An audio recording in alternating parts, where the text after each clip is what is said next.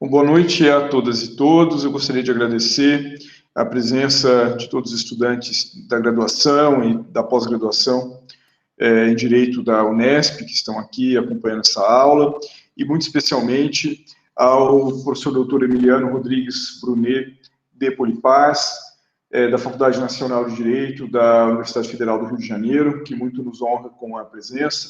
Falávamos um pouco antes de começar a aula formalmente, a propósito da nossa experiência no grupo de pesquisa liderado pela professora Maria Paula Dallari, chamado Estado, Direito e Políticas Públicas, em que o Emiliano tem conduzido este ano os estudos sobre Gramsci. Tem sido uma experiência muito boa mesmo, e foi lá que nos conhecemos, e ele gentilmente aceitou o convite para participar dos debates dessa disciplina, cujo título oficial é Tópicos Especiais de Direitos Fundamentais, uma optativa do 5º ano, que nos dá a liberdade de escolher recortes. Então, em função dos próprios debates do grupo de pesquisa e do momento em que atravessamos no Brasil, por um lado, com a pandemia e da necessidade de respostas estatais, e por outro, dos projetos em curso no âmbito da reforma do Estado, seja com a perspectiva fiscal, tributária ou administrativa, nós adotamos este recorte de Estado Social, Direito e Políticas Públicas. E a aula de hoje, como eu escrevi na mensagem que enviei à tarde para vocês, cujo tema é Reformismo e Capacidades Estatais, é uma aula transversal às discussões do curso. Apenas para recapitular um pouco, então nós tivemos a aula inaugural com a Maria Paula com uma discussão mais política, do momento que o país vive, das transformações institucionais, às vésperas dos 200 anos da independência. Depois a aula foi minha, em que tratei de algumas questões mais fundamentais, conceituais, históricas do Estado Social. E, na sequência, nós tivemos uma série de encontros com recortes específicos, né, como a semana passada, com o professor Fernando Aif tratando do direito à saúde, antes com a professora Nina tratando do direito à educação, mais adiante a Carolina, que também é do grupo, vai falar de direito à assistência social e do SUAS, e ainda a reflexão com o Tomás, do DIEESE, sobre a dimensão econômica do que nós estamos enfrentando. E temos ainda, Emiliano, oficinas, são 4 oficinas, semana que vem vai ser a segunda, em que eles estão discutindo em turmas pequenas com os monitores da pós-graduação o projeto de reforma administrativa e o debate existente em torno deles. Então, sem mais delongas, passo a palavra ao professor Emiliano para iniciar a sua aula. Obrigado, Emiliano.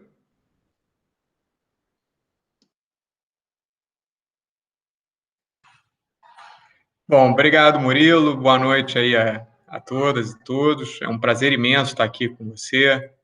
Eu olhava assim com entusiasmo, né, a organização do curso, e acho que é interessante ver que vocês vão discutir numa oficina logo subsequente a esse encontro de hoje, a PEC da reforma administrativa. Enfim, vem muito a calhar, porque um tema que me parece que se coaduna com o que eu tenho para dizer para vocês hoje é esse do reformismo. Então, acho que a aula, realmente, como o Murilo falou, ela tem esse caráter transversal, mas espero que eu possa compartilhar com vocês também uma chave interpretativa, né, uma visão, né, do que o reformismo pode representar no próprio processo de formação estatal brasileiro e o que ele tem representado nesse ciclo que se inicia com a Constituição de 88 e também nos anos mais recentes. Eu acho que esse é um tema da maior importância. Te felicito por ter desenhado o curso dessa forma, né? Então, eu gostaria, se for possível, de fazer uma apresentação, né, que eu preparei em apoio aos temas da aula de hoje. Te consulto, Murilo, antes de começar a apresentação, mais ou menos de quanto tempo eu disponho para poder... Olha, cerca de 50 minutos para depois tenhamos um tempo para interação, mas se passar um pouquinho não tem problema também. Tá bom. Eu vou tentar me ater a esse tempo, e aí a gente depois pode ter o debate, né, que eu acho que é a parte até mais interessante, mais importante, a gente poder debater sobre as questões. Então, eu vou iniciar a apresentação, mas peço que todos, por favor, fiquem à vontade interromper a qualquer momento e reagir, né, ao que está sendo dito, ao que está sendo apresentado. Acho que a ideia é um pouco essa. Então, não sei se todos já conseguem ver a tela. Sim, está disponível já. Que bom. Não está no modo tela cheia, agora sim, isso. Agora sim, né? Bom, então, escolhemos para a aula de hoje esse tema reformismo e capacidades estatais. Essa discussão sobre capacidades estatais é uma discussão que eu venho tendo, uma conversa que eu venho tendo com a própria professora Maria Paula, desde o segundo semestre do ano passado. A gente vem tentando, enfim, organizar uma reflexão sobre capacidades estatais, tendo como pano de fundo a reconstrução do Estado Social, né, e pensando, evidentemente, no papel que as políticas públicas tiveram na materialização desse Estado Social, no legado das políticas públicas, o que representa esse legado no momento de reconstrução que em algum momento, enfim, que proximamente vai se apresentar para nós quando nós superarmos esse momento crítico, né, que nós estamos vivendo. Então, o semestre passado ele foi um semestre muito rico de aprofundamento desse conceito de capacidades estatais, e ouvindo você falar sobre a sua proposta de curso, me pareceu que eu poderia discutir ele juntamente com a questão do reformismo, que é o tema que ocupa vocês aí esse semestre. Então, eu organizei minha apresentação em três grandes sessões, em três grandes tópicos. Esse slide, ele mostra um pouco o que eu pretendo cobrir durante essa apresentação. Então, um primeiro bloco, a gente precisa se entender sobre o que a gente está falando, né, quando a gente trata de capacidades estatais, né, e nesse bloco, enfim, a gente vai tentar responder algumas perguntas, começando por uma definição do que sejam capacidades estatais. Acho que é um pouco intuitivo, né? Mas a gente precisa sair um pouco do que a gente intui ser capacidade estatal para uma ideia mais acabada, mais formulada e analiticamente mais bem acabada do que sejam capacidades estatais, até para a gente poder aproveitar isso, enfim, em termos de pesquisa, enfim, e com algum cuidado metodológico, né? Eu pretendo ainda nesse primeiro bloco, isso é importante até para clarificar o conceito, né, mostrar qual a origem, né, e que desdobramentos esse debate sobre capacidades teve, né. Ele tem um momento de aparição no debate acadêmico muito específico, e evidentemente ele surge no debate acadêmico por razões que são razões históricas. Acho que é importante compreender por que o interesse por capacidades estatais surge e como ele surge. Nesse bloco, eu ainda pretendo dizer que orientação metodológica isso acarreta, uma vez que você tente trabalhar uma abordagem do Estado e da reforma do Estado a partir de capacidades estatais. O que isso significa do ponto de vista metodológico, né? Quais são os potenciais que isso traz em relação a uma pesquisa baseada em capacidades estatais e também que limitações precisam ser enfrentadas e que relações isso tem com a temática das políticas públicas. O segundo bloco, no qual eu não vou me alongar, é um bloco só onde eu tento fazer um breve resumo, né, das implicações que uma abordagem baseada em capacidades estatais tem para a pesquisa acadêmica em direito, né? Então, sem querer já antecipar o bloco, mas a gente vai precisar entender o peso que, para uma pesquisa baseada em capacidades estatais, tem a discussão empírica e a análise comparativa, né? São coisas que a gente pode fazer melhor e mais na pesquisa jurídica, né? A importância do olhar diacrônico, do olhar histórico, de tentar compreender as transformações na longa duração, ou pelo menos dentro do seu tempo histórico, né, que também é uma dificuldade persistente da pesquisa em direito, né? E o problema do discurso normativo, né, do prescritivismo. A pesquisa em capacidades estatais, ela aponta para o discurso prescritivo, né, normativo.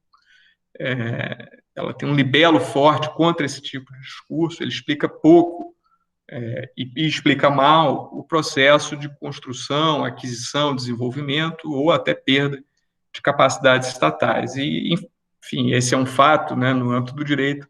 O discurso normativo, o prescritivismo ainda é muito forte, né, nos trabalhos acadêmicos e no debate de uma forma geral. O terceiro bloco da apresentação, aí sim eu vou conectar a ideia de capacidades estatais com a do reformismo, né? E aí eu vou precisar, enfim, discutir o que significa o reformismo, e me socorrer um pouco também da ciência política, que é de onde eu venho, minha graduação em Direito, mas toda a minha trajetória de pós-graduação é na ciência política. O que eu quero dizer com reformismo, né? O que significa reformismo, que tradições ele tem na teoria política, mas trazer isso também para o contexto brasileiro, né? E pensar no reformismo como uma chave interpretativa do nosso processo de formação, né? Processo de formação do Estado brasileiro, e como uma chave forte para compreender alguns fenômenos, alguns aspectos da dinâmica política mais recente. E aí eu vou tentar fazer a chave, então, conectando ao final reformismo e capacidades estatais. Esse é o nosso roadmap, esse é o nosso plano, nossa rota nessa apresentação. Então, começando pelo primeiro bloco, que é o das capacidades estatais e políticas públicas, né, eu queria apresentar a vocês um conceito que está bastante bem estabelecido, um conceito já clássico, trazido pela Theda Skocpol, num livro importante e muito marcante, né, na ciência política, que é o Bringing the State Back In, é um livro dos anos 80, né, que representa, na verdade, um ponto de virada na pesquisa sobre o Estado, na ciência política, né, e uma virada importante, inclusive, na pesquisa acadêmica sobre o Estado também. Né. O conceito que a Theda Skocpol propõe, né, o que seriam capacidades estatais, né, ela desdobra as capacidades estatais em duas aptidões, né, do aparelho do Estado. A primeira, a de estipular objetivos políticos com relativa autonomia, o relativa aqui é muito importante, né? Estipular objetivos políticos com relativa autonomia vis-à-vis dos interesses imediatos de classes econômicas ou grupos de pressão. E uma segunda aba do conceito, quer dizer, uma vez que o Estado tem a aptidão para estipular objetivos políticos com essa relativa autonomia, a capacidade estatal pressupõe também que o Estado seja capaz de implementar concretamente esses objetivos que ele estipula, mobilizando os recursos técnicos adequados e necessários. Essa conceituação, né, ela traz algumas consequências importantes, mas uma primeira, né, fica muito mais clara quando a gente compara essa abordagem em relação a outras tradições analíticas, né? Eu acho que o grande ponto para a gente alcançar toda a importância desse conceito e dessa abordagem, né, que foi trazida a partir do Bringing the State Back In, é que, naquele momento, né, quando esse conceito é formulado, né, quando, enfim, esse livro aparece com esse título emblemático, trazendo o Estado de volta, em últimas palavras, significa recuperando o estatuto e a dignidade do tema do Estado dentro da ciência política, né? Essa abordagem ela se coloca em contraponto a outras tradições analíticas, né, que tendiam a colocar o Estado como uma arena, né, ou como um espaço onde se projetavam disputas que, em última análise, eram disputas externas a ele, né? Então, se a gente colocar isso em outras palavras, né, um desafio que essa abordagem está colocando é o desafio de tentar pensar o Estado como um ator político. Quer dizer, o Estado não apenas como uma arena onde se projetam interesses sociais, políticos e econômicos, mas o Estado como um polo irradiador de uma pauta política, capaz, enfim, de implementar essa pauta a partir de recursos técnicos, financeiros, operacionais, que uma determinada formação estatal seja capaz de reunir. Então, essa abordagem, ela se situa claramente em contraponto, por exemplo, a uma abordagem muito difundida, eu diria até quase hegemônica na ciência política norte-americana, como o pluralismo, né?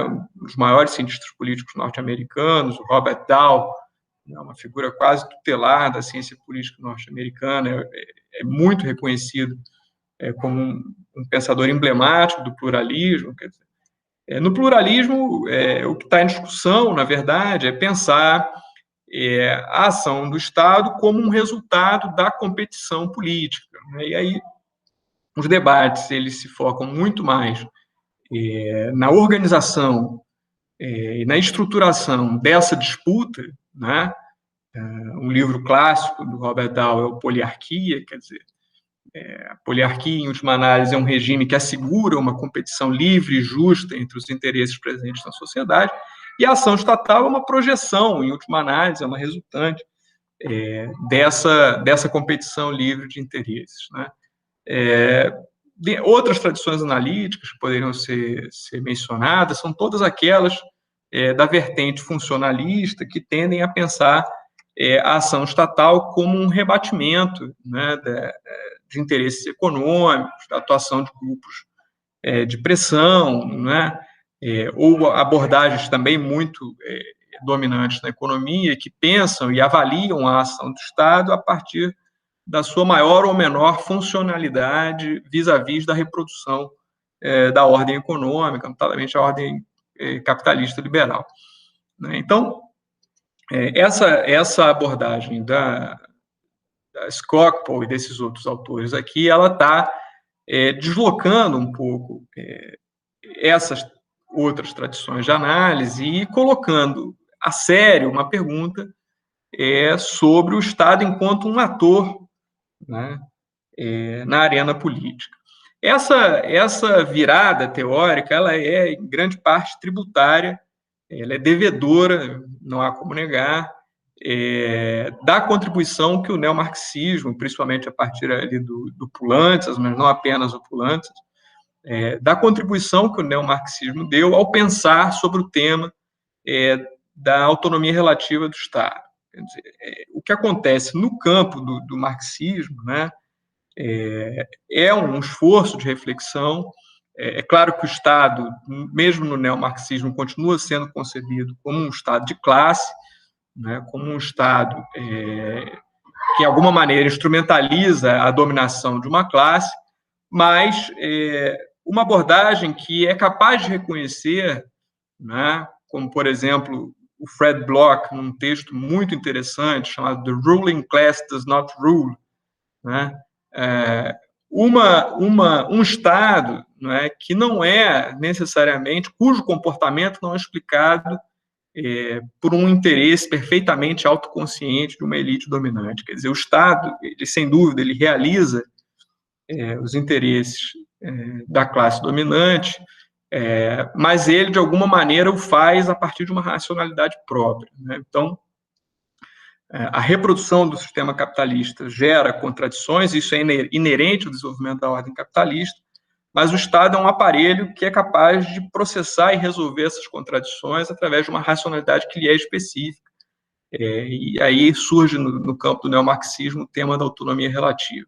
Então, essa descoberta, quer dizer, esse ponto do neomarxismo, ele é importante, né, porque ao pensar capacidades estatais e reconhecer que a origem desse debate ela é tributária da contribuição do neomarxismo, a gente se previne e a gente evita uma tendência que ainda é dominante entre aqueles que estudam capacidades estatais, que é uma associação equivocada, a meu ver, e aí eu estou marcando posição em relação há um pensamento que aparece com frequência, mesmo entre os estudiosos da capacidade estatal, né, que é o de associar capacidade estatal a uma capacidade de autonomização da burocracia estatal. Então, existem diversas leituras, eu repito, a meu ver, bastante equivocadas, que associam o desenvolvimento da capacidade estatal ao insulamento burocrático, ou ao grau de weberianidade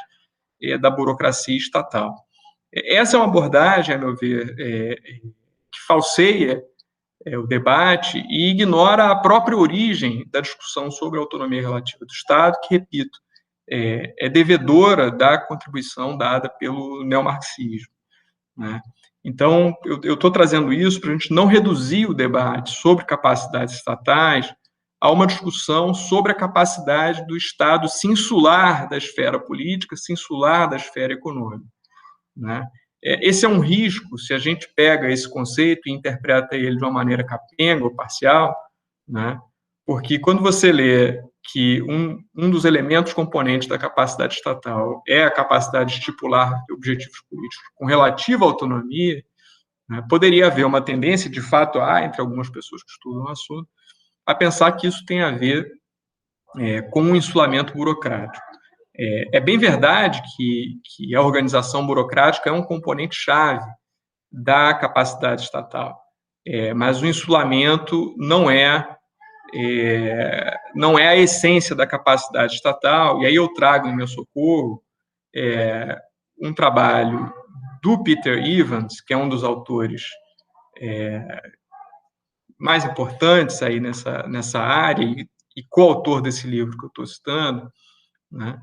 O Peter Evans fez uma associação muito interessante entre o desenvolvimento de capacidades estatais em contextos de autonomia inserida, né? Então, ele disse que os estados que desenvolveram maior capacidade são os estados que desenvolveram essa habilidade que ele chama de autonomia inserida. E a autonomia inserida, diz ele, é a capacidade, na verdade, que a burocracia tem de se relacionar com os atores políticos e econômicos, negociar objetivos, estabelecer consensos e objetivos com atores políticos e econômicos e aprender nessa interação, dotar-se nessa interação da capacidade necessária para alcançar resultados estabelecidos, ainda que estabelecidos a partir do Estado, mas em interação com atores políticos e econômicos. Então, capacidade, esse é um primeiro ponto que eu queria enfatizar, não tem necessariamente a ver com insulamento burocrático, que eu acho que esse estudo do Peter Evans é muito importante para compreender bem esse ponto. Uma vantagem da pesquisa focada em capacidades estatais é a de superar uma dicotomia que colonizou o debate público, né, que é a dicotomia mais Estado versus menos Estado. Esse foi um ponto sobre o qual eu conversei bastante com a Maria Paula. A pesquisa em capacidades estatais, ela, exatamente porque ela recusa o prescritivismo, né, ela recusa uma abordagem baseada no que o Estado deve ser, né, ela, de alguma maneira, também nos ajuda a escapar de uma dicotomia que, em última análise, empobrece o Estado entre mais Estado ou menos Estado. O que está em questão é entender como o Estado, em contextos históricos específicos, né, em contextos situados, é capaz, né, ainda que em negociação com atores políticos e econômicos, mas sem que essa sua ação seja um mero reflexo dos interesses de atores políticos e econômicos, como é que nessas circunstâncias, que são sempre circunstâncias históricas, situadas, que variam de um país a outro, e mesmo dentro de um país, de uma área a outra de atuação estatal, como é que o Estado é capaz, então, de produzir consenso em torno de determinados objetivos e se dotar de capacidades técnicas e operacionais necessárias para a sua implementação. O que leva, né, aí talvez isso tenha ficado claro no texto de apoio que foi sugerido, o texto do Gomide e do Pires, a questão dos arranjos institucionais, né? E aí a gente já está começando a enxergar, talvez com mais clareza, essa ponte, esse diálogo entre a discussão sobre capacidades estatais e políticas públicas, né? O Gomide e o Pires, né, que são dois pesquisadores que têm uma produção muito interessante nessa área de capacidades estatais, muita coisa publicada pelo IPEA, tem feito uma abordagem de capacidades estatais focada no que eles chamam arranjos institucionais de políticas públicas. Então, eles absorvem uma lição muito importante desse estudo original do Evans, do Schemeier e da Skocpol, que é o fato de que a capacidade estatal, isto é, a capacidade de estipular objetivos políticos e implementá-los, varia muito de uma área de intervenção estatal para outra. Né? Esse é um ponto. Quer dizer, há uma grande heterogeneidade na ação estatal. Levar o Estado a sério, pensar o Estado como um ator, envolve, dentre outras coisas, né, além do estudo empírico, historicamente situado, envolve reconhecer que a ação estatal ela é muito heterogênea. Quer dizer, a capacidade do Estado estipular objetivos com maior ou menor autonomia vis-à-vis da ordem econômica e política, né, a capacidade que o Estado tem de implementar esses objetivos, ela varia muito de uma área a outra de intervenção estatal, e uma das formas que você tem de perceber empiricamente essa variedade, essa heterogeneidade, é examinando os arranjos institucionais de políticas públicas. Eles fizeram um estudo muito interessante disso, ao estudar políticas desenvolvimentistas, né, esse trabalho chamado Capacidade Estatal para o Desenvolvimento, eu posso depois passar a referência mais exata, né, tem até um artigo do nosso querido professor Diogo Coutinho, lá da USP, um estudo muito interessante sobre o Bolsa Família. Então, o que eles fazem nesse trabalho, o Gomide e o Pires, eles são os organizadores desse trabalho, né, é examinar uma série de políticas públicas e, para essas políticas que eles selecionaram, políticas do ciclo ali de governo do PT, políticas focadas no desenvolvimento econômico, mas também na diminuição da desigualdade social, no combate à pobreza. Quer dizer, nesse ciclo de políticas públicas, eles examinam os arranjos institucionais que estão por detrás dessas políticas e que conferem a elas um maior ou um menor grau de coerência, um maior ou um menor grau de coordenação interinstitucional, resultados mais ou menos acordes ao que foi inicialmente pensado, mais ou menos capacidade de inovação, né? Mais ou menos capacidade de produção do consenso em torno dos objetivos dessa ou daquela política, né? Então, esse estudo baseado em arranjos institucionais, ele é muito interessante porque ele começa, pela via da comparação, a chamar a atenção para mecanismos que são mecanismos que interessam uma abordagem de direito e políticas públicas, né, que são os mecanismos de coordenação, de articulação, os instrumentos que o direito coloca à disposição para a realização de determinados fins estatais. Então, essa abordagem dos arranjos institucionais, ela frutificou e ela casou bem, vamos dizer assim, com esse marco teórico das capacidades estatais. É claro que isso nos leva a um problema que é um problema, para quem está preocupado com teoria do Estado, é o problema da fragmentação. Quer dizer, quando você começa a esmiuçar a heterogeneidade da ação estatal, né, e a variedade da ação estatal, comparando uma área de atuação com a outra, uma teoria de Estado pode sair de alguma maneira arranhada nessa história, né? E aí eu acho que esse é um problema que não pode ser perdido de vista. Quer dizer, sim importante estudar arranjos institucionais, compreender que a capacidade estatal é variável de uma área de intervenção a outra, mas eu acho que a gente tem que sempre ter, como uma questão de fundo, né, a nos interrogar criticamente, né, com que teoria de Estado nós estamos indo enfrentar os problemas que a gente escolheu examinar, as questões empíricas que a gente está enfrentando.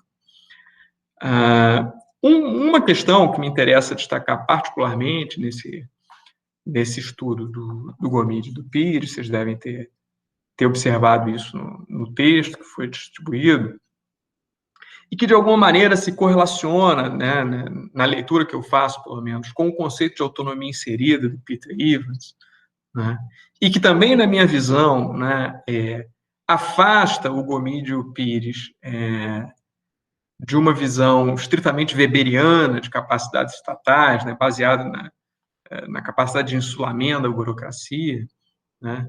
Enfim, o que eu acho que eles trazem como um ponto muito importante, né, é pensar capacidades estatais para além das capacidades técnico-operacionais do Estado.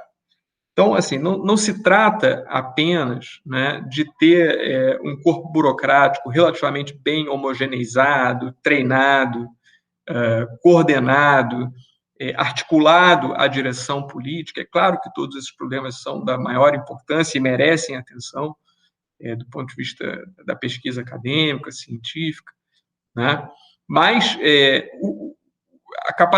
as capacidades estatais, eu acho que isso é particularmente interessante, né, no contexto do Estado social, né, por razões que a gente pode examinar mais à frente, né. As capacidades estatais envolvem um problema que não é de ordem técnica, é de ordem política, mas que pode ser relacionado à ideia de capacidade, que é o problema da produção do consenso, né? Quer dizer, para produzir política pública, não basta que um determinado arranjo institucional se revista de determinadas aptidões ou de determinadas capacidades técnico-operacionais.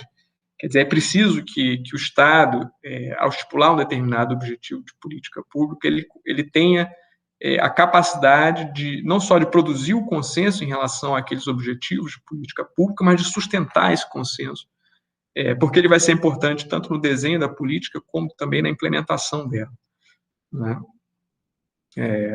A gente sabe, né, na conceituação que a gente trabalha dentro da abordagem de direito de políticas públicas, que o elemento propósito é um elemento importante, mas estabelecer um propósito de política pública é algo que envolve um trabalho importante nessa dimensão política, que é a dimensão do consenso.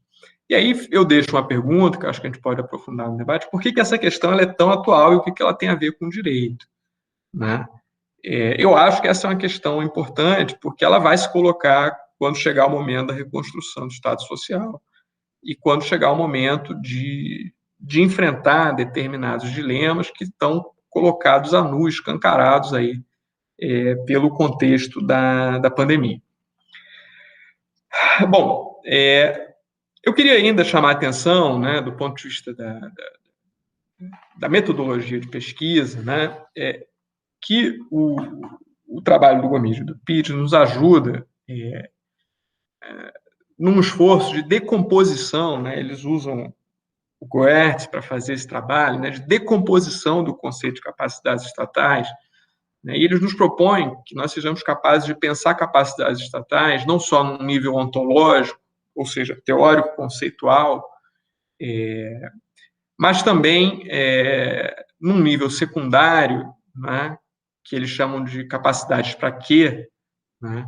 Você precisa, quando você formula o conceito, você também tem que ser capaz de especificar, em última análise, para quê, né? Capacidades para realizar que fins. Essa é uma dificuldade da pesquisa em capacidades estatais, e aí quem conseguiu ler o texto complementar da Cingolani viu isso, né? Isso é importante porque, como eles dizem, capacidades estatais são um conceito latente, quer dizer, não estamos falando aqui de um conceito observável empiricamente. Então, para você testar isso em termos de pesquisa, você precisa sair do nível ontológico, do nível puramente teórico, para um nível de especificação maior. Quer dizer, se você quer observar, né, empiricamente capacidades estatais, você tem que fazer uma especificação, uma decomposição, uma especificação do conceito. Então, uma primeira decomposição que eles fazem é essa, né? Bom, capacidades estatais envolvem pelo menos duas grandes capacidades. Uma que é a capacidade técnico-operacional e outra que é a capacidade política. Uma vez que você tenha feito essa decomposição, você pode pensar em indicadores. Quer dizer, o que eu posso observar empiricamente, né? Que fenômenos eu posso observar na pesquisa, né? Que eu consigo reconduzir a uma dessas duas especificações que eu fiz. Esse determinado fenômeno que eu sou capaz de observar, ele é um indicador de capacidade política. Esse outro fenômeno é um indicador da presença de capacidade técnico-operacional. Então, eu acho que, ao decompor, né, eles começam a realmente fornecer um instrumental para que capacidades estatais permita produzir boa pesquisa. Mas não só isso, quer dizer, eles chamam a atenção para a direção em que a causalidade corre, e esse também é um cuidado que a gente não costuma ter em direito, que é o seguinte: quando você fez a especificação do conceito, você diferenciou capacidade técnica de capacidade política, você construiu indicadores, você deixou claro que fenômenos você quer observar, né?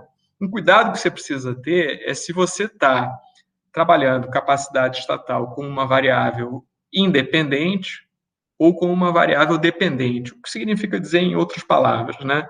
O fenômeno que você está observando, ele é uma consequência da capacidade estatal, né? Se a tua hipótese é essa, você está trabalhando capacidade estatal como uma variável independente. Então, eu estou dizendo que a presença dessa capacidade técnico-operacional aqui produz esse e aquele efeito.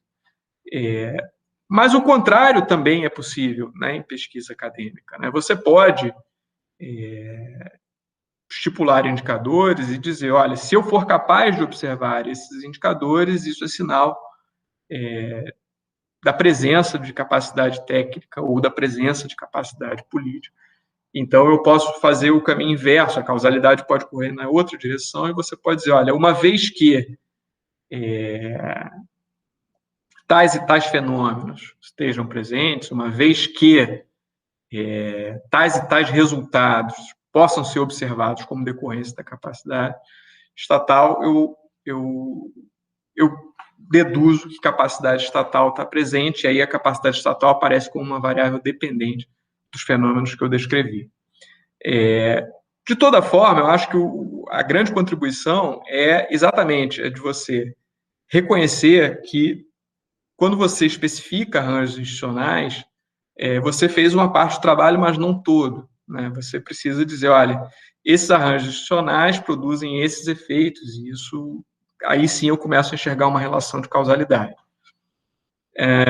Um outro ponto que eu acho que eles acabam chamando a atenção também é para a questão dos legados institucionais e a sustentação política das políticas públicas. Isso é um desafio, especialmente no momento atual, né, em que a gente observa, né, que algumas políticas, a despeito de um forte ataque às instituições, como a gente vem testemunhando, né, de um processo de desinstitucionalização, né, determinadas políticas conseguiram ter um enraizamento, não só dentro da esfera estatal, mas também na sociedade, quer dizer, construíram e deixaram, né, no seu caminho um legado, e ao se desenvolverem, quer dizer, no seu próprio processo de implementação, constituíram em torno delas uma base política de apoio, uma base política de sustentação, né?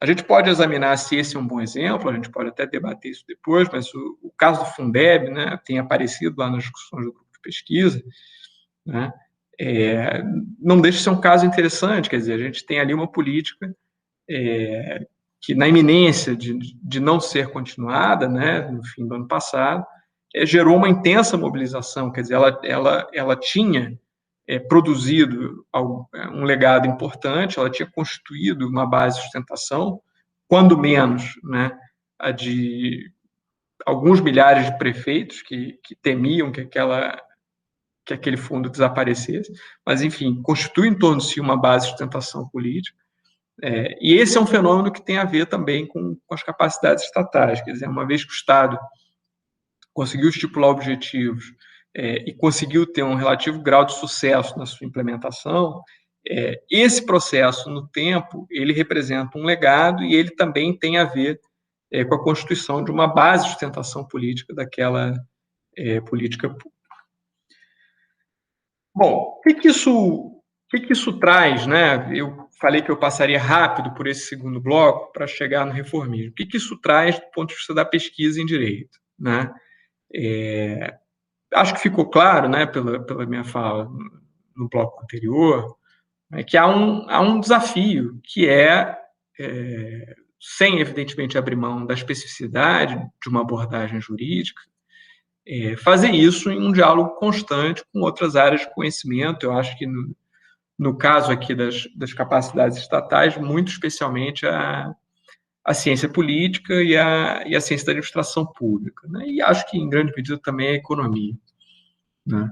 Então, acho que eu tentei colocar isso num artigo, lá naquele dossiê da Revista de Estudos Institucionais, coordenado pela Maria Paula, né? Isso é um desafio até para o ensino de políticas públicas em uma faculdade de Direito, que é combinar o caráter inescapavelmente interdisciplinar dessa disciplina, né, dessa temática, melhor dizendo, de políticas públicas, com a construção de uma abordagem jurídica, quer dizer, pensando necessariamente numa tarefa que é a nossa, né, de oferecer, a partir do direito, uma contribuição relevante a esse debate, né?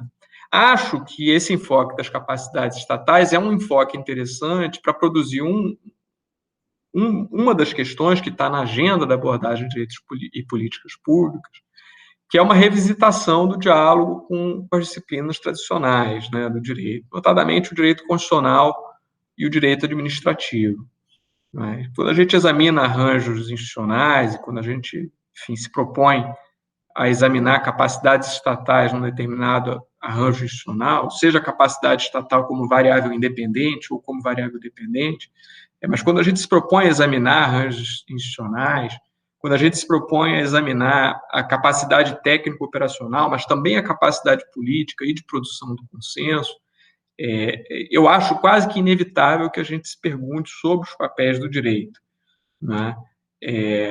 Então, assim, esse é um ponto que também está claro para mim, né, nessa altura, né, depois de ter me dedicado bastante a esse ponto no último ano, quase, né?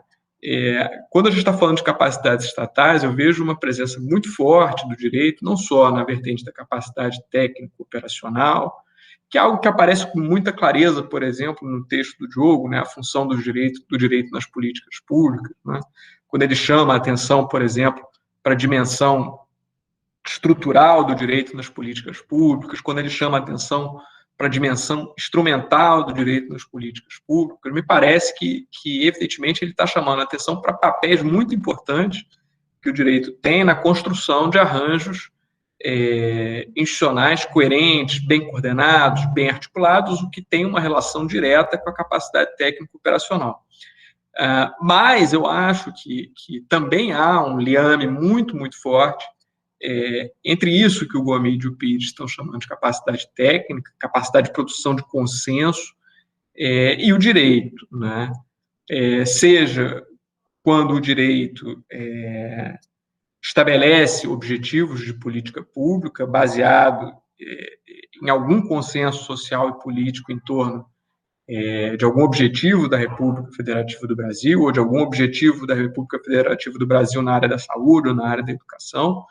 Quer dizer, quando o direito estabelece nortes, por mais abertos que eles sejam, em determinados setores de política pública, eu acho que ele tem uma parte aí na construção do consenso, mas mais do que isso, quer dizer, quando o direito cria, dentro de uma determinada política pública, mecanismos de participação, de deliberação, né? Aqueles mecanismos que o próprio Diogo também chama atenção, mecanismos que infundem participação e voz, né, dentro das políticas públicas, o direito também tem parte com esse elemento que é a construção do consenso, a elaboração da capacidade política do Estado, né?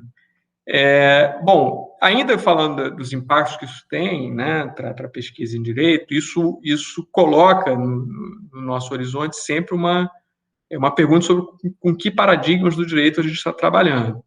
E aí existe um risco, né, eu acho que a essa altura talvez esse risco já tenha ficado muito claro para alguns, né, quando a gente estabelece conexões entre direito e políticas públicas, baseado única e exclusivamente numa pergunta sobre os papéis do direito, o risco no qual a gente incorre é de ter uma visão estritamente instrumental ou funcional do direito.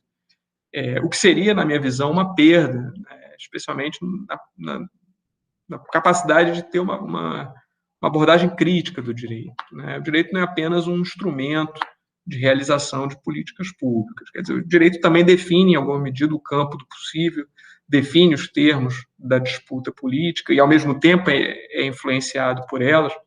Quer dizer, uma relação dialética, entre o direito e o político é muito importante ser conservada, mantida no nosso horizonte, e acho que uma visão estritamente instrumental pode trazer uma perda em relação a essa outra dimensão. Eu acho que isso é uma preocupação que tem que estar na nossa cabeça.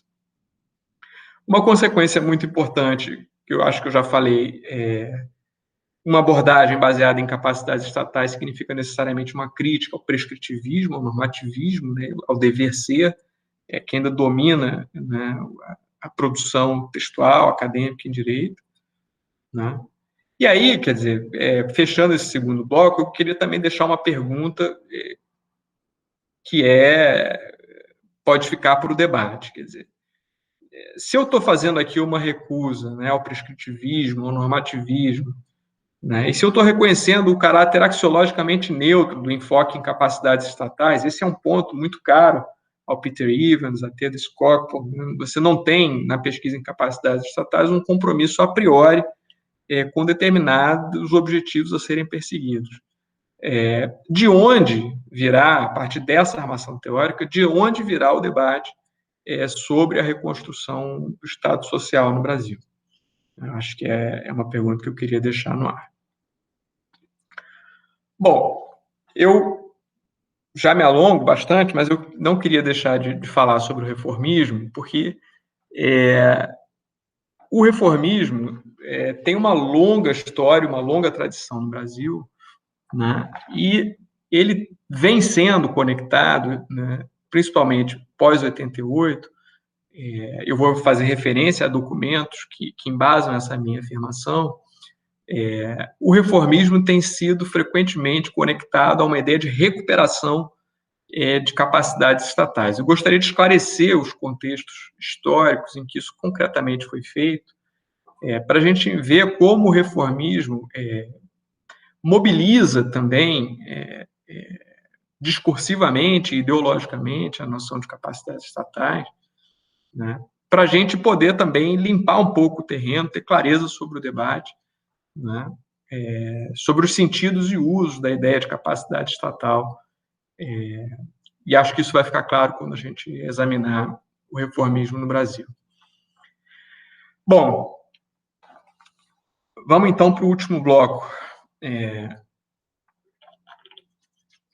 Não dá para falar em reformismo sem antes tratar do seu sentido geral e mais amplo, né? E aí não tem como não ir à ciência política, né?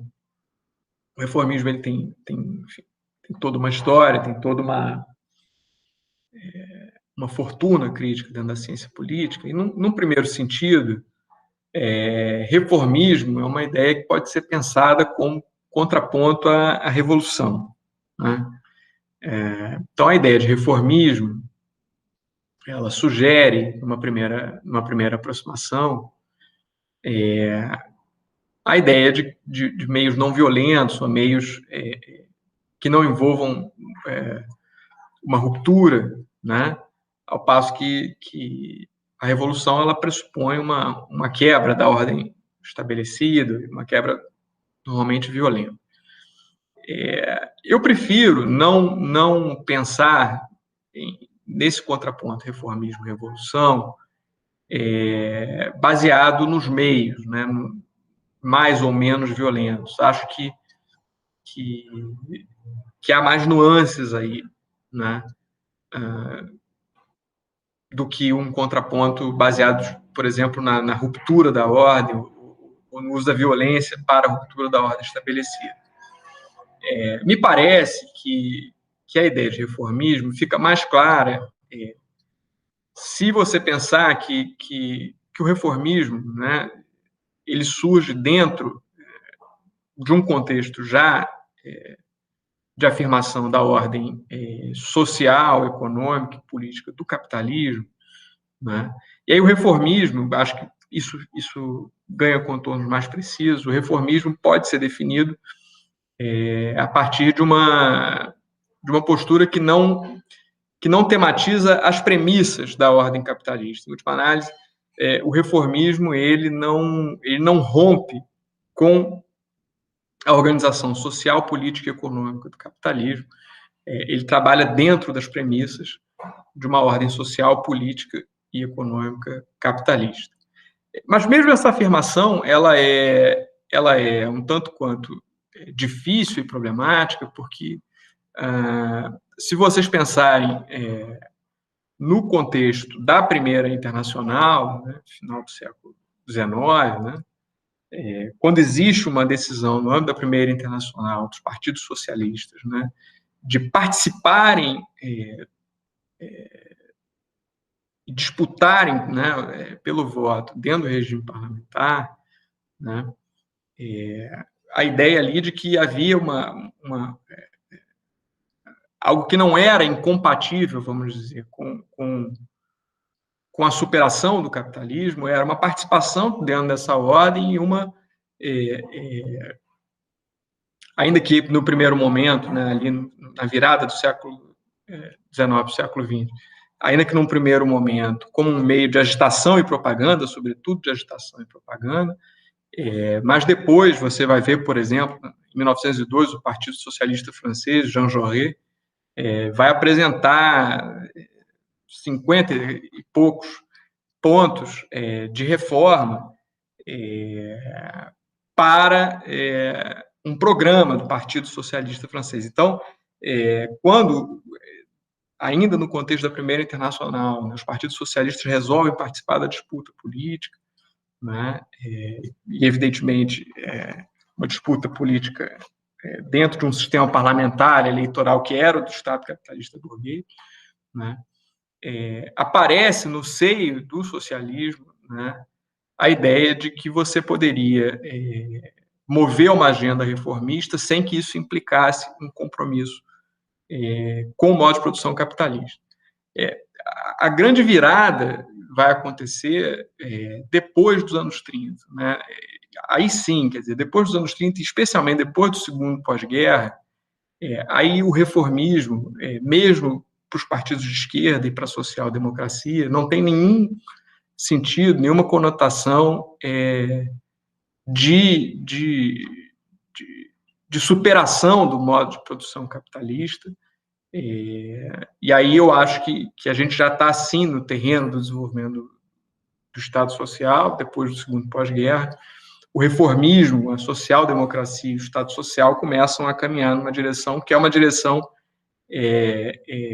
repito, né, onde a sociedade do trabalho, o capitalismo industrial e o desenvolvimento do capitalismo industrial e da sociedade do trabalho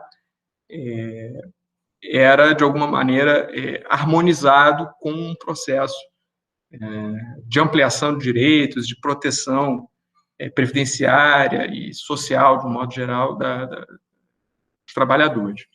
Então, a agenda da esquerda, dos partidos de esquerda, ela se desloca, a social-democracia, os partidos social-democráticos começam a implementar uma agenda que é a agenda do Estado Social, e uma agenda de reformas, aí sim, no sentido de ampliação de direitos dentro de uma ordem industrial capitalista.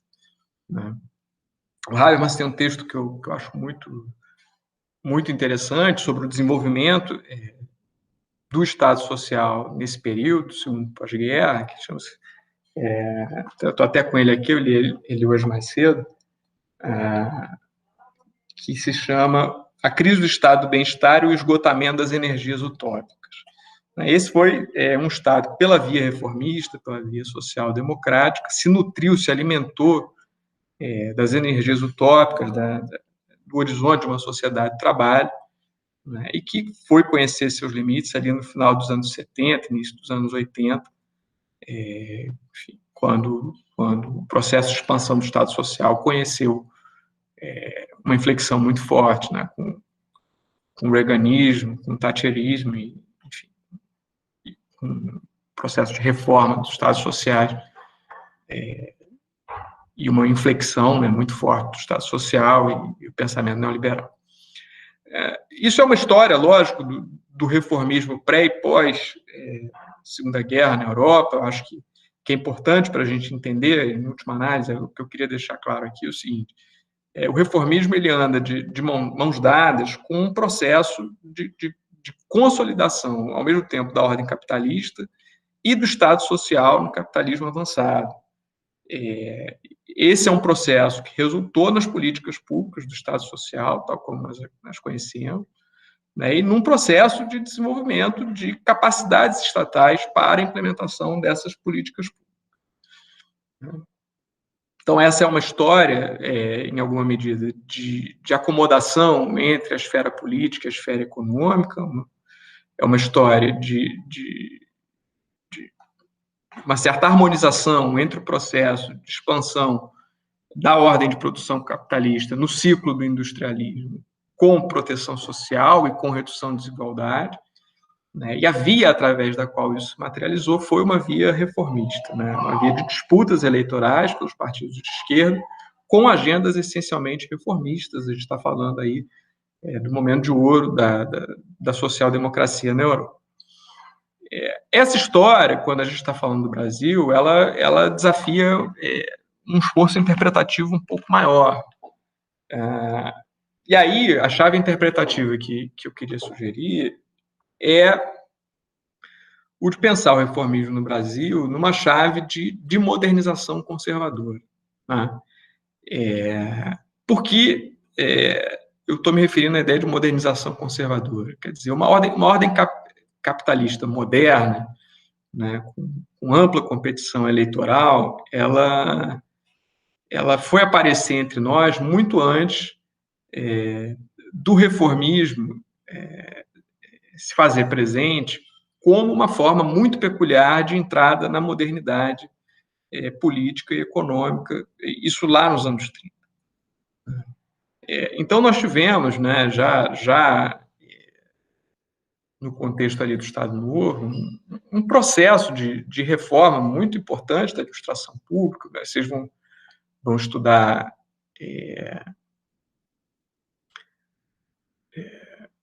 a reforma da administração na oficina que vem. Quer dizer, um dos momentos mais importantes para entender o processo da nossa formação estatal, mas particularmente a nossa formação administrativa, é o dos anos 30, e, evidentemente, né, diferente da história que eu contei lá quando se tratava do capitalismo avançado, a gente está falando de reformas num contexto corporativo, num contexto,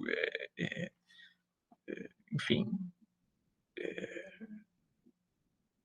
autárquico, né, autoritário. E aí, quer dizer, o reformismo era ali uma entrada, vou usar uma expressão aqui do Werner Viana, uma entrada pelo alto, por cima, né, sem homologia, sem uma conexão, uma organicidade em relação àquela sociedade. Quer dizer, a passagem ao moderno conduzida pelo Estado, né, uma sociedade ainda pré-industrial, ainda pré-moderna, né? Então, em última análise, quer dizer, reformas, né, disparadas a partir do Estado, como uma forma de entrada na modernidade, sem revolução burguesa, sem superação de relações pré-modernas, arcaicas mesmo, né? No campo, o exclusivo agrário totalmente intocado ainda nesse momento, né? Então, uma entrada na modernidade por meio de reformas, mas baseado em compromissos, né, num andamento histórico que a gente pode chamar um andamento de mudança e conservação. Quer dizer, então, essa tônica da mudança e conservação, né, ou de modernização conservadora, encontra no reformismo, e dá ao reformismo no Brasil um sentido muito peculiar. Né? Um segundo momento, já que estamos falando de reforma administrativa, a reforma de 67, também num contexto totalmente diverso da história que eu contei, quando eu falei do capitalismo avançado, também um contexto ditatorial, um segundo momento importante de reforma administrativa no Brasil, né, Decreto-Lei 200, né, num contexto ditatorial, ela era absolutamente funcional à construção da base política de uma ditadura civil-militar, e enfim, de um determinado projeto de modernização autoritária, com o apoio de determinados setores econômicos, determinados setores da sociedade civil. Então, o processo, né, de expansão da administração indireta com a reforma de 67, os mecanismos de recrutamento das elites dessa burocracia que vai ocupar postos-chave na administração indireta, é algo que se explica a partir do processo de construção das alianças que estavam soldando, né, a ditadura militar a determinados setores econômicos na sociedade civil brasileira. Então, o grande ponto de inflexão histórica é a transição à democracia após 84, com seu ponto culminante, que é a Constituição de 88, e aí sim a gente pode, a partir desse momento, falar no Brasil de um reformismo em ambiente democrático, um reformismo que pode, finalmente, na nossa história, não ser necessariamente ou exclusivamente a expressão de um processo de modernização pelo alto ou de modernização conservadora. Quer dizer, ali, depois da transição, se criam as condições para que um andamento de reformas não seja necessariamente um andamento de modernização conservadora. Essa inflexão, né, histórica de 88, ela vai conhecer coisas da fortuna, né, para usar uma expressão maquiaveliana aqui. Ela vai conhecer a sua sorte vai ser atravessada, né, por uma crise fiscal sem precedentes, né?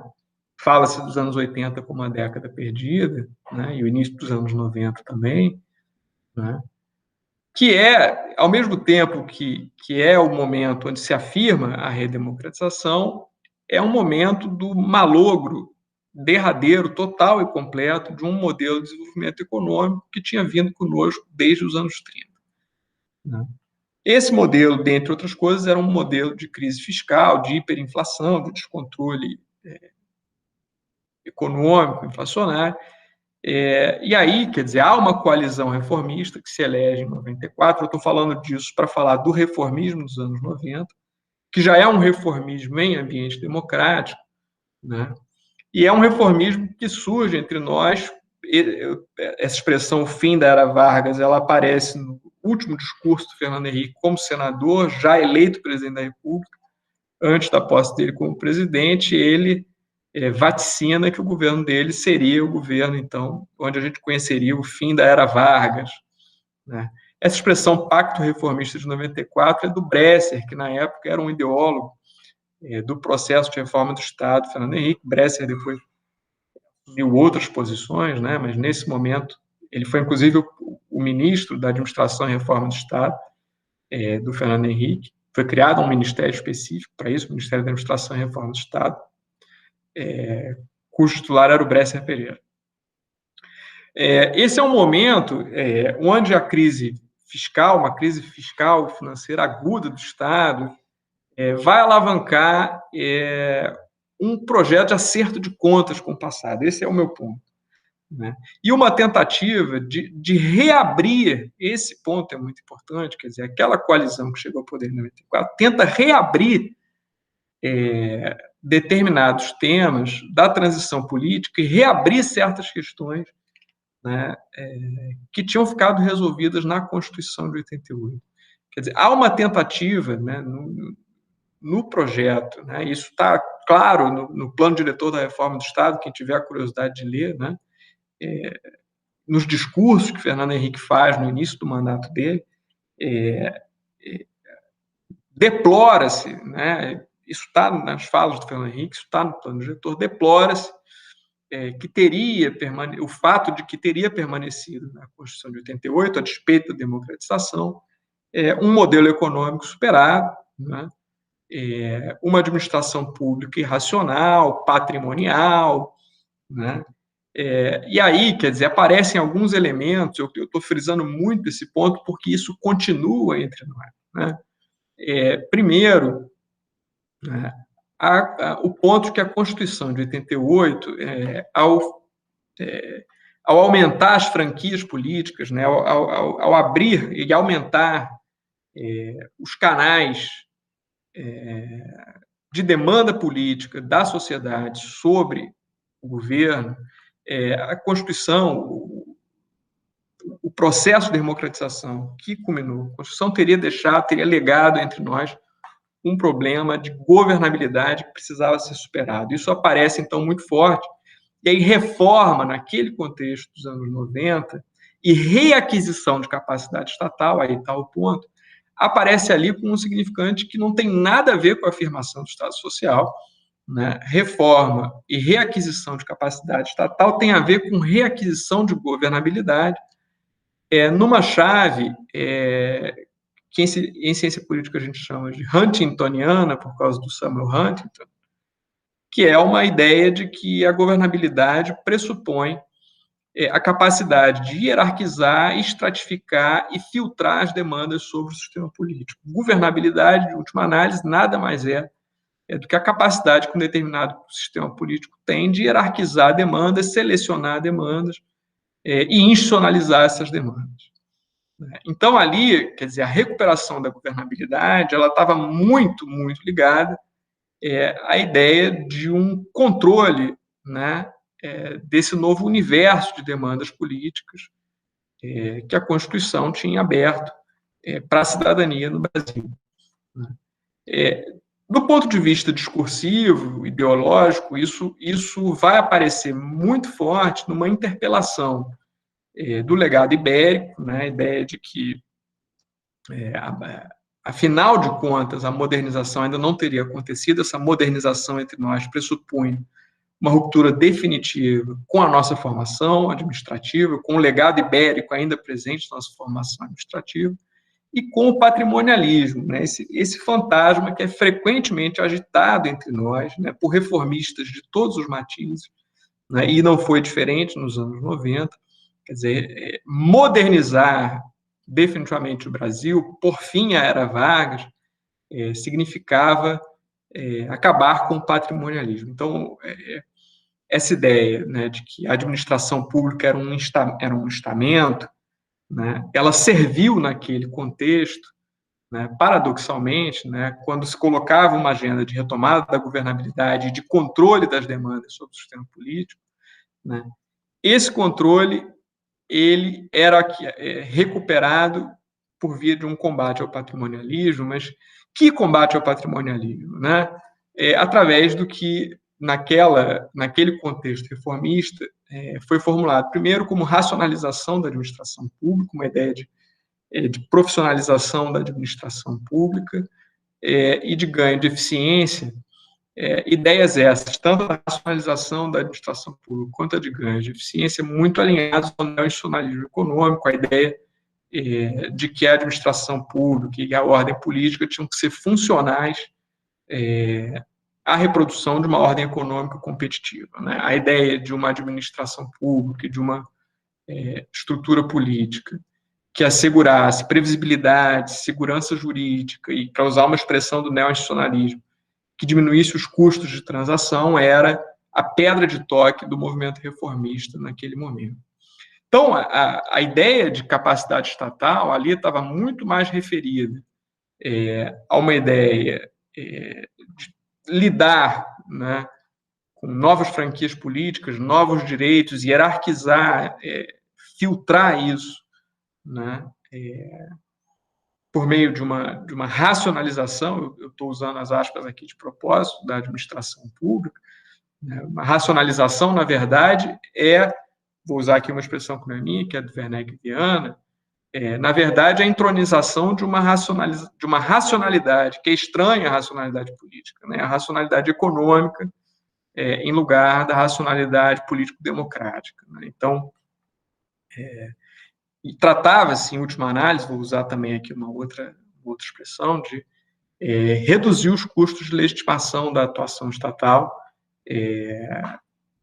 moldando esse Estado à imagem do que se entendiam serem Estados modernos, que já tinham passado por reformas gerenciais, moldando esse Estado aquilo que seriam instituições market-friendly, ou instituições que asseguravam previsibilidade e segurança jurídica, racionalidade entendida nesse sentido, a administração pública. Então, esse era um sentido muito específico, muito peculiar de capacidades estatais naquele contexto. Depois, o reformismo vai conhecer uma outra virada na nossa história, e aí a ideia de um interlúdio, quer dizer, por que um interlúdio? Porque isso, na verdade,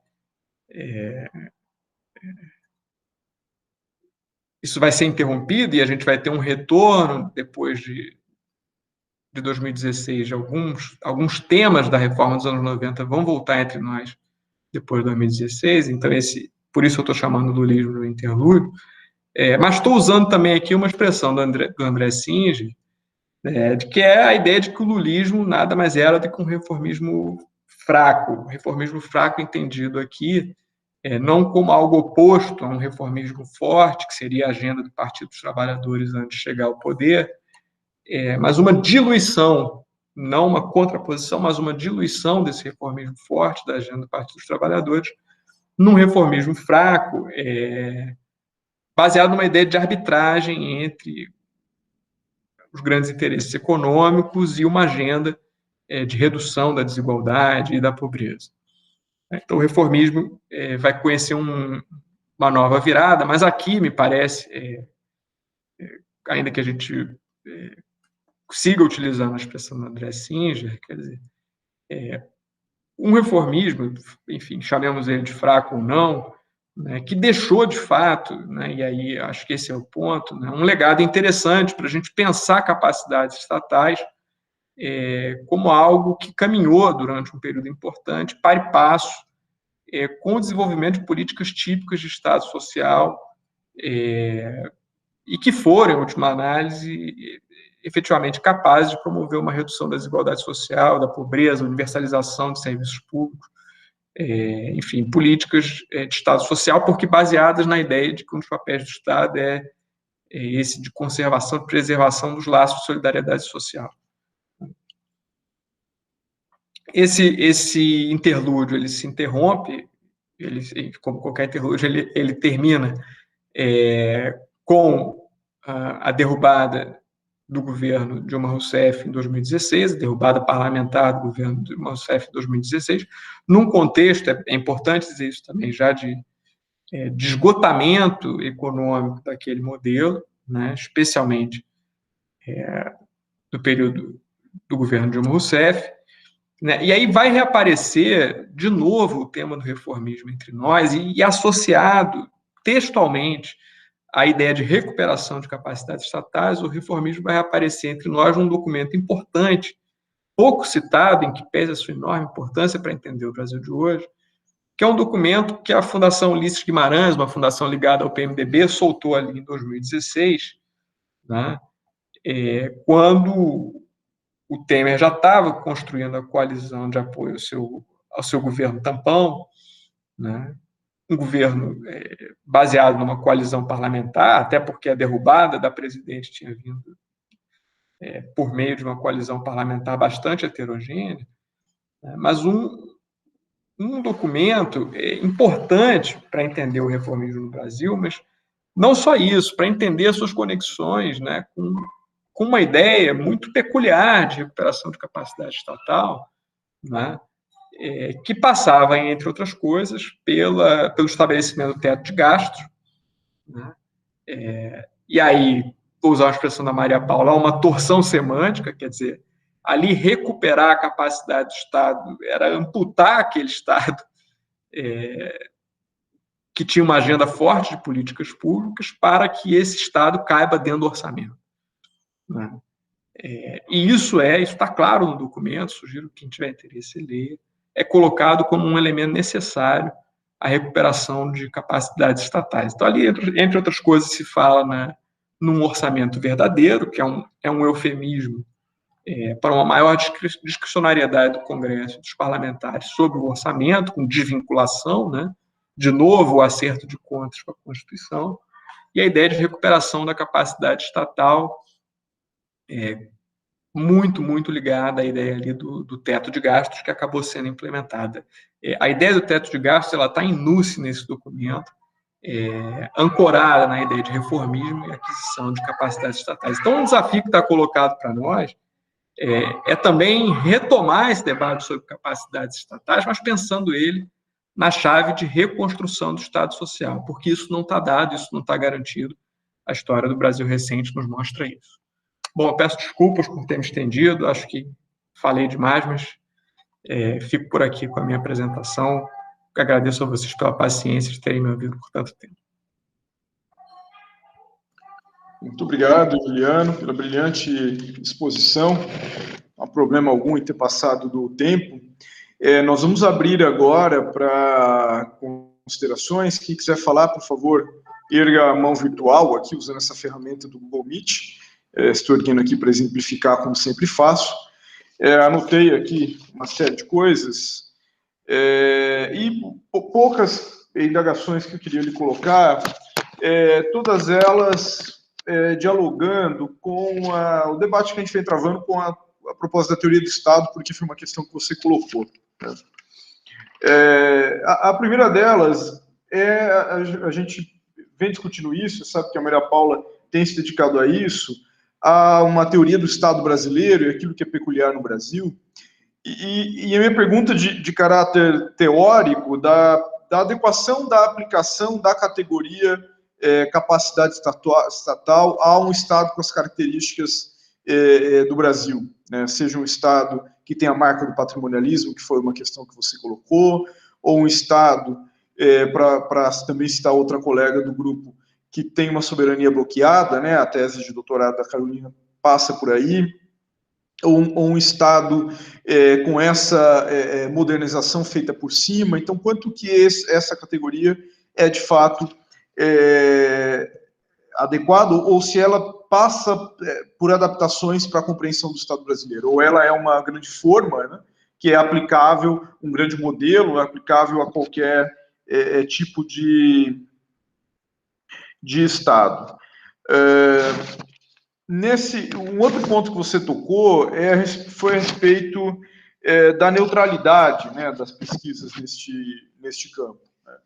E não ficou claro para mim se essa é uma perspectiva que está dada ou se essa é a sua perspectiva, sobretudo quando se indaga a capacidade para quê. Então, a capacidade estatal, ela tem o mesmo sentido para qualquer modelo de Estado. Um Estado social brasileiro ou um Estado neoliberal, ela tem essa mesma perspectiva, e quando indago capacidade para quê, inclusive dialogando com esse último ponto da torção semântica, se eu pudesse dar uma resposta de natureza política, né, e não jurídico formal, mas seria capacidade para enfrentar as desigualdades, que parece ser o grande tema do Brasil. Né? Então, eu peço que você dialogue um pouquinho com isso também.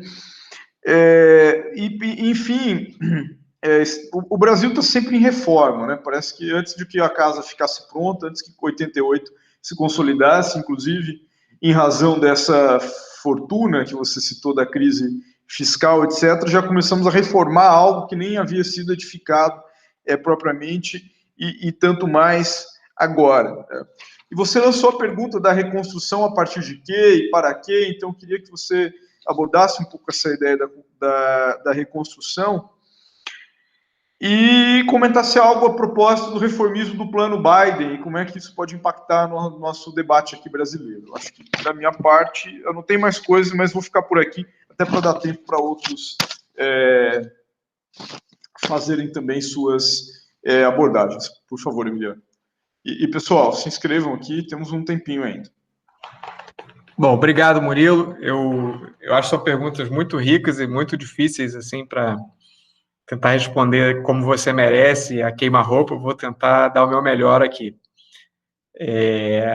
Sobre a pesquisa em capacidades estatais, nesse livro que eu citei, Bringing the State Back In, tem um artigo que na verdade, é um dos melhores, né? Como eu falei, eles são organizadores, é uma coletânea. Tem um artigo do Alfred Stepan, que é um estudo de capacidades estatais no Chile do Pinochet. Não é? Como é que naquele contexto histórico específico, havia dentro dessa ideia de que o Estado se coloca determinados objetivos, mas ele, evidentemente, ele o faz em interação com os agentes políticos, econômicos, e a sua capacidade de implementar esses objetivos também depende disso.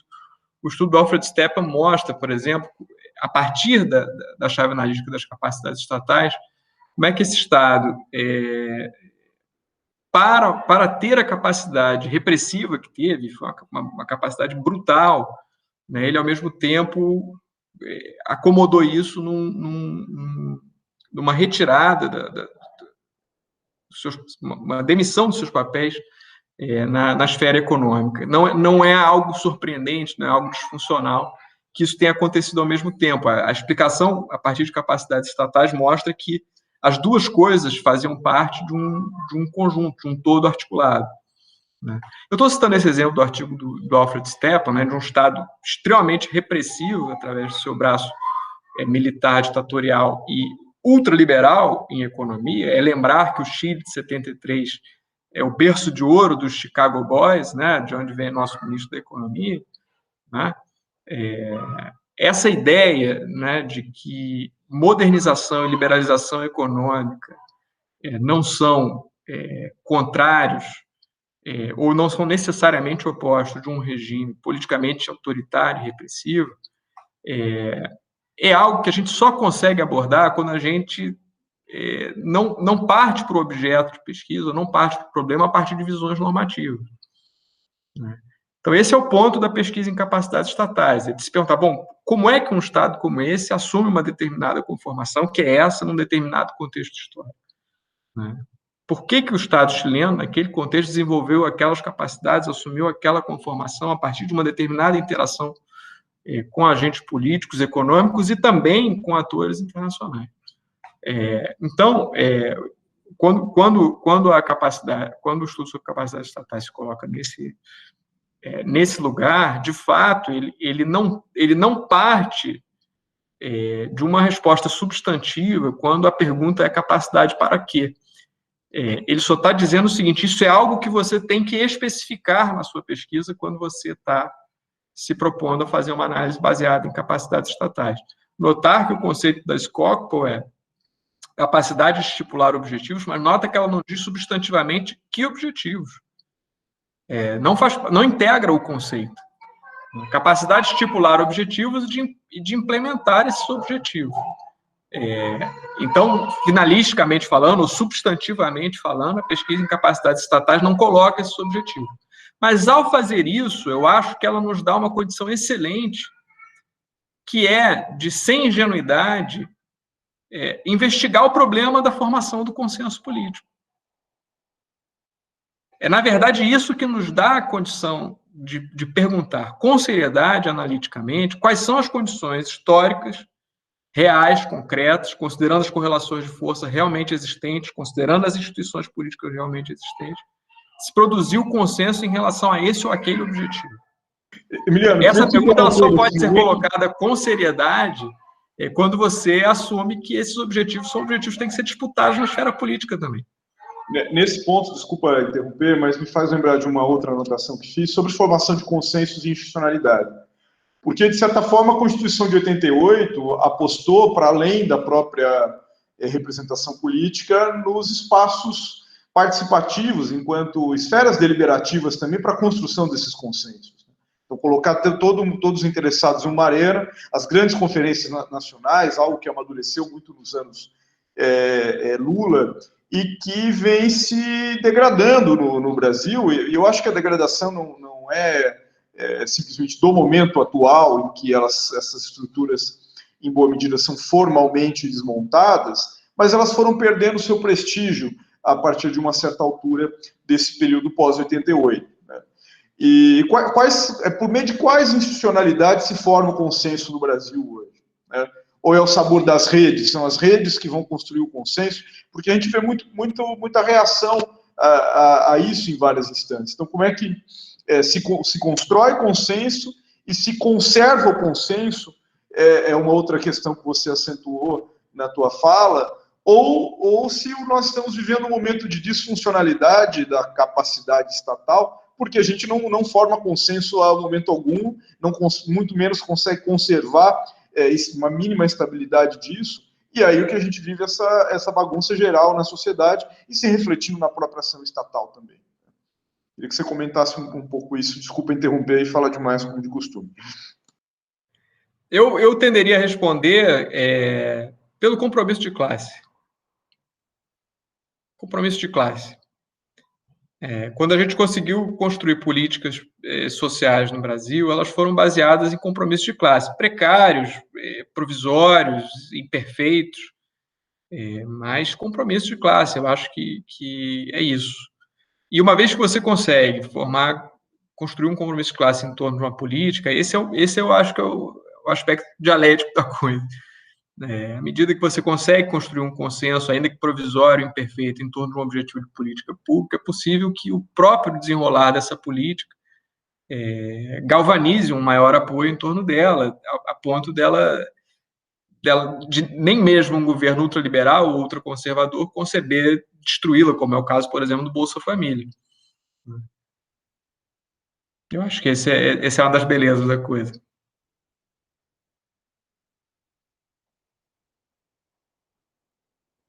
O Arthur está como erguido aqui. Falar, Arthur?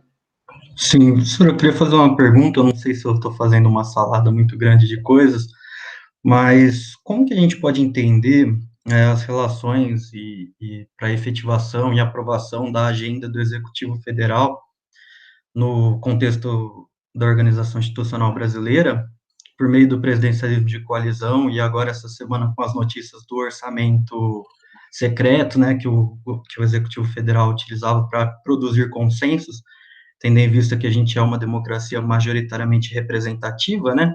Então, as instituições decisórias são majoritariamente as representativas, ou seja, o Congresso Nacional e o Executivo Federal. Como que a gente entende essa organização por meio do presidencialismo de coalizão, que de certa forma está sendo retomado dentro desse conceito de capacidades estatais? É uma forma de instrumentalizar e tornar possível a realização de uma agenda pública? É legítimo nesse sentido que eu pergunto. Não sei se é uma salada muito grande. Não. Eu tenderia a responder que sim, esse é um elemento chave da capacidade estatal no Brasil moderno, né? Acho que o Sérgio Abrantes apontou para um problema que é verdadeiro. Né? Ter capacidade de implementar uma agenda envolve jogar esse jogo. Eu acho que o que é interessante, né? O Murilo citava ali a experiência das conferências, né? É que esse jogo ele não acontece no vácuo. Quer dizer, por mais que isso apareça muito, né, salte aos olhos, o fato é que as contradições estruturais elas continuam acontecendo, se reproduzindo, sendo levadas ao limite, né?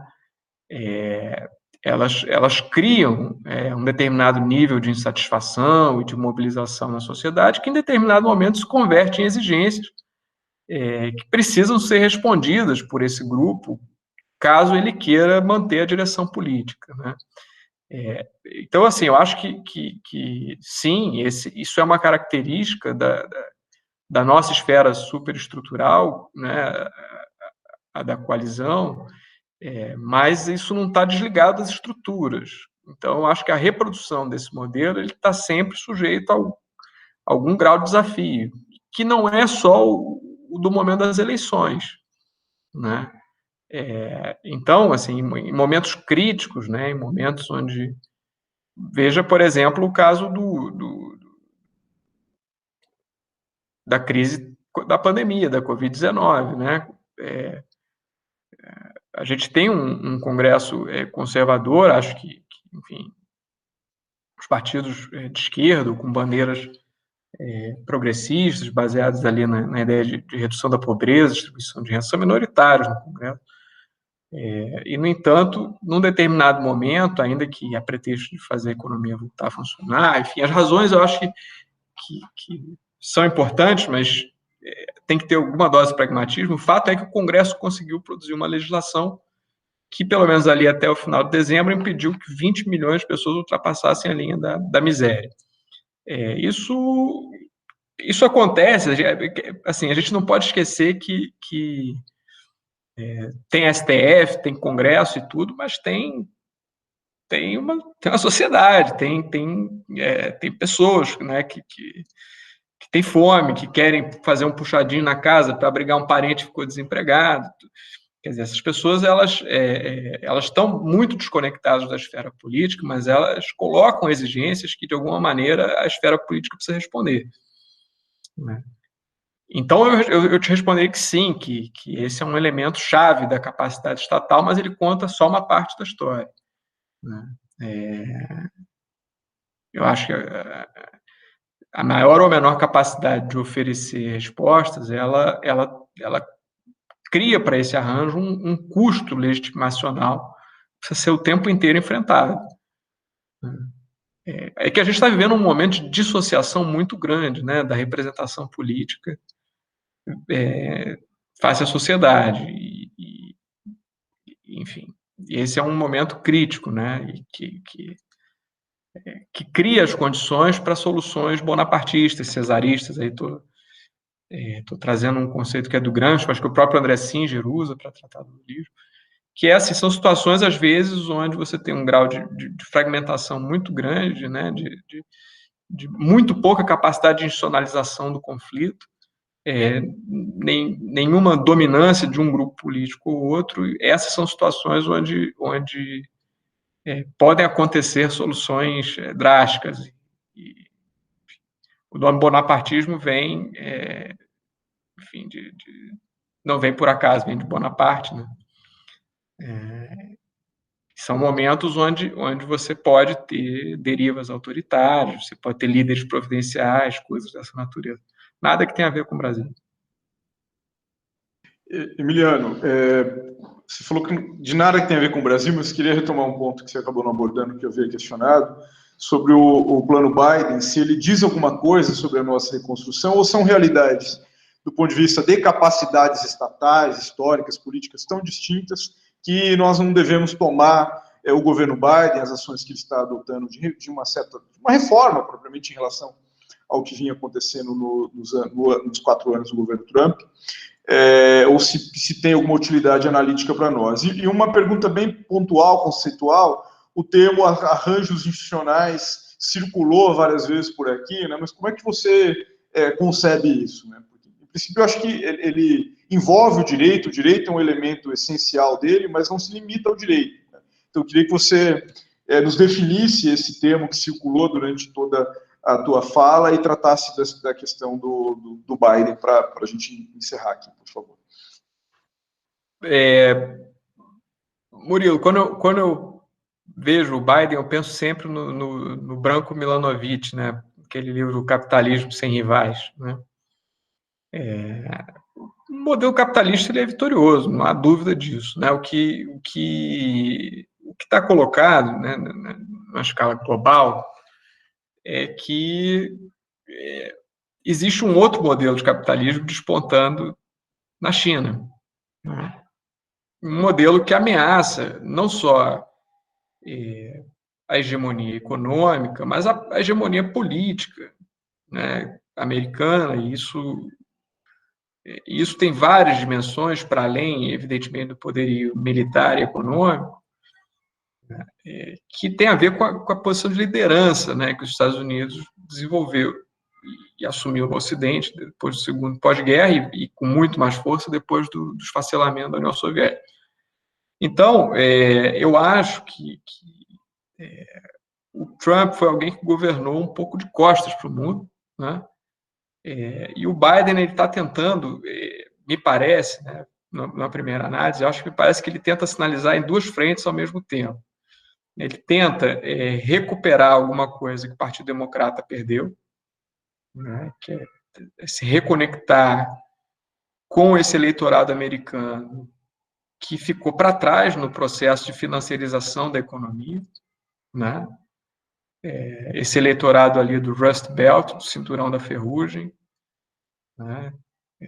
Esse eleitor ali de Detroit, enfim, de metrópoles modernas americanas, mas que foram muito combalidas, né, pelo processo de financiarização da economia. O Partido Democrata era um partido que estava sendo muito associado ali aos setores mais de vanguarda, né, basicamente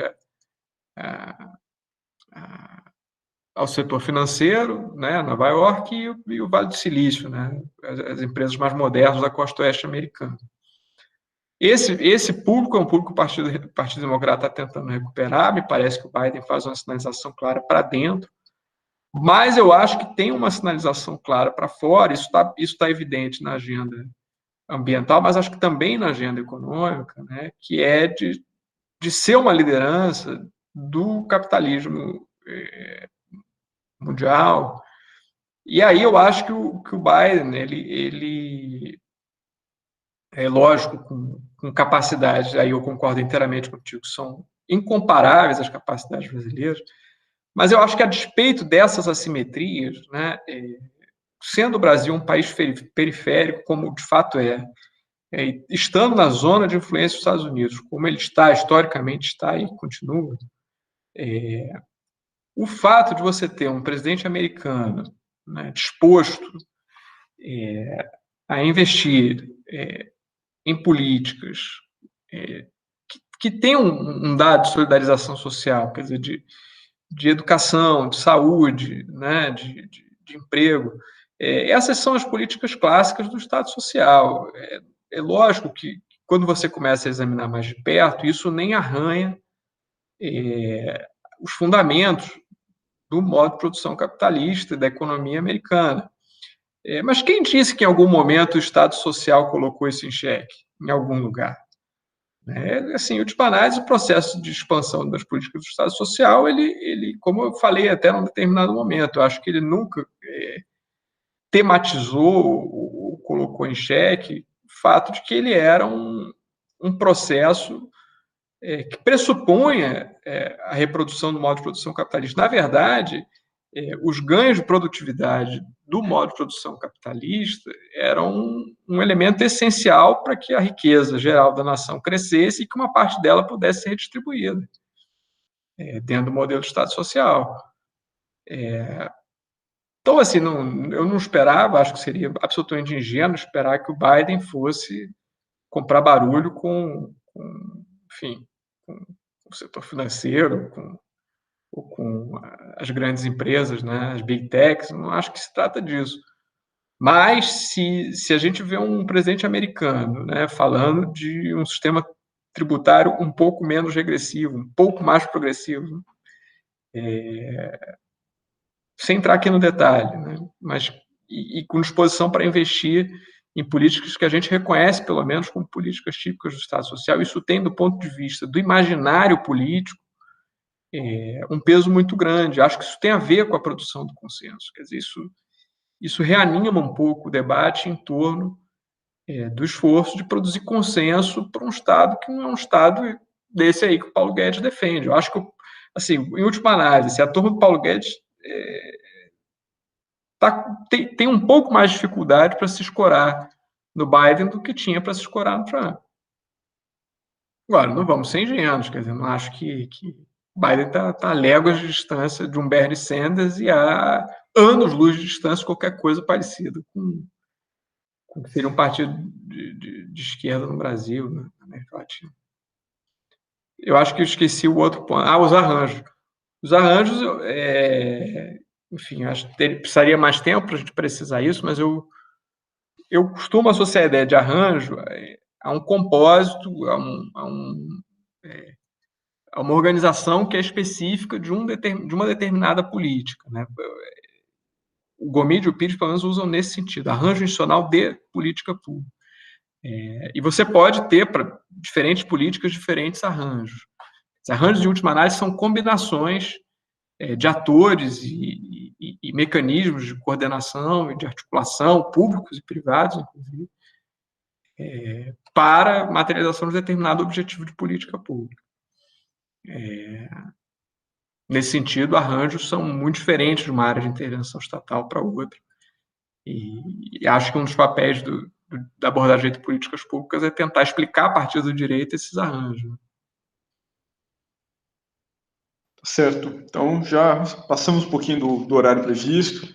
Agradeço a todas e todos que estiveram conosco até este momento. Saúdo aqueles que nos verão pelo canal do YouTube da faculdade. E muito obrigado, Emiliano, por partilhar desta aula conosco, dessas excelentes reflexões que certamente marcarão essa fase final da formação dos nossos alunos aqui do 5º ano de Direito da Unesp e de outros, né, dos pós-graduandos que estão aqui também, e abrindo portas para a perspectiva da pesquisa. Então, nós pensamos essa disciplina como uma disciplina no limite da graduação para o mundo profissional ou para a pós-graduação. Então, trazer temas de fronteiras, trazer discussões metodológicas também, como as que você colocou aqui hoje, certamente trazem uma grande contribuição para eles e para mim, para todos nós aqui da Unesp. Então, muito obrigado por estar conosco e que em breve possa estar fisicamente, não só pela intermediação de uma tela, num evento, uma conferência, um seminário aqui conosco. Boa noite e obrigado, gente. Obrigado pelo convite, Murilo. Foi um prazer estar com todos vocês aqui. Espero poder conhecê-los pessoalmente em breve. Fiquem bem, cuidem-se.